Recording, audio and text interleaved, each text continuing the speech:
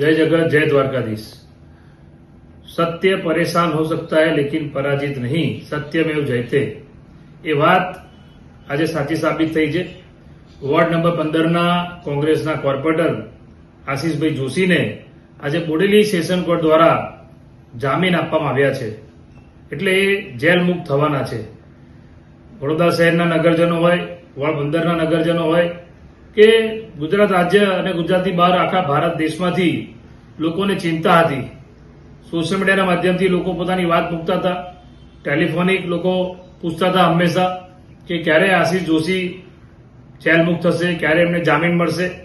ત્યારે આપણી બધાની ચિંતાનો અંત આવ્યો છે અને બધાની જે આતુરતા હતી એ આતુરતાનો આજે અંત આવ્યો છે। આજે હરણી બોરકારના પીડિત પરિવારો હોય કે વોર્ડ 15ના જે નગરજનો છે, વડોદરા શહેરના કે આખા ભારત દેશમાંથી તમામ નગરજનોની જે પ્રાર્થના, જે દુઆ હતી એ આજે કામે લાગી છે અને તમામ પ્રાર્થનાની દુઆઓ સાંભળી છે ઉપરવાળાએ, ભગવાને, અને આશીષ જોશીને જામીન મળ્યા છે।